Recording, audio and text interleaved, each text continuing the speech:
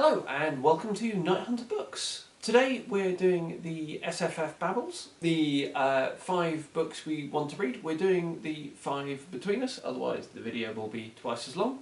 My first one is actually a reread. It's The City of the Sun by Sarah Bryant, which I'm not sure I've ever really seen any hype about at all.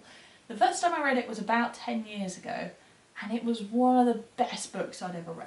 It was so good, and I really want to reread this, just to see what it's like, just to see if it's as good as I remember, because if it is, then it's brilliant. You've read some books though that you really enjoyed at that time. Yes, and then reread and they've been rubbish. So I'd like to solidify whether I trust my teenage self's book taste. But this one still sounds like a lot of fun. It's set in a kind of fantasy alternate Russia, which is modelled on Plato's Republic. And it follows one girl and maybe a few other characters who is a gifted child in a school for the gifted, a little bit more like a prison than a school. When you say gifted, do you mean good at maths or psychic? More like the latter. And this is a dystopian story where those kids get kind of wrapped up in a socialist rebellion. Which sounds like a lot of fun. Although, I'm not sure, it might be a little more tropey now that I've read a few more books of the genre, but this might have been the first dystopian I'd ever read. This book is here to represent the third in this trilogy, the Broken Earth trilogy by N.K. Jemisin. The third one is called Stone Sky.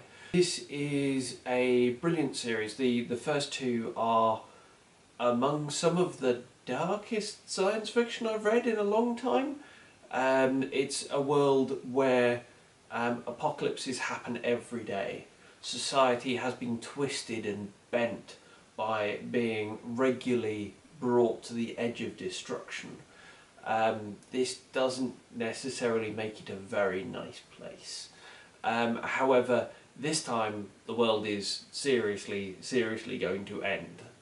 This is almost certainly the end of humanity, and we follow several characters as they travel around and trying to find some semblance of hope. My next one is Neverending Story by Michael Ende, which I want to read almost entirely because I loved the film as a child. I rewatched that film so many times, so it's a kind of... And you still judge dogs based on how much like the luck dragon they are. Oh yeah, totally. So this is a middle grade fantasy, and I have seen kind of generally just good reviews and good ratings for it, so I'm reasonably confident that I will like it and it won't just make me sad that it's not as good as the film.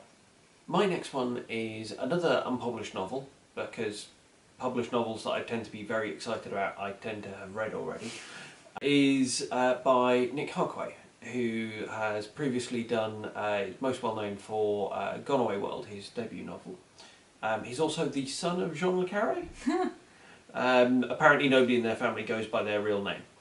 And this is a book called Gnomon, and there's not an awful lot of information out about it yet, but here's what it says on the bookseller.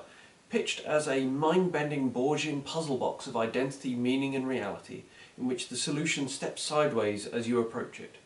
It features a detective who finds herself investigating the very society she believes in, urged on by a suspect who may be an assassin or an ally, hunting through the dreams of a torture victim in search of the key to something that she does not yet understand.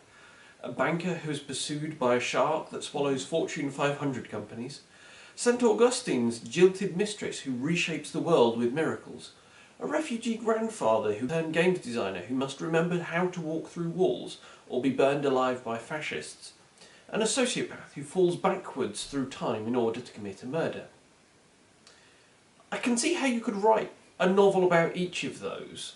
A novel about all of them is going to be interesting. Ambitious. Yes.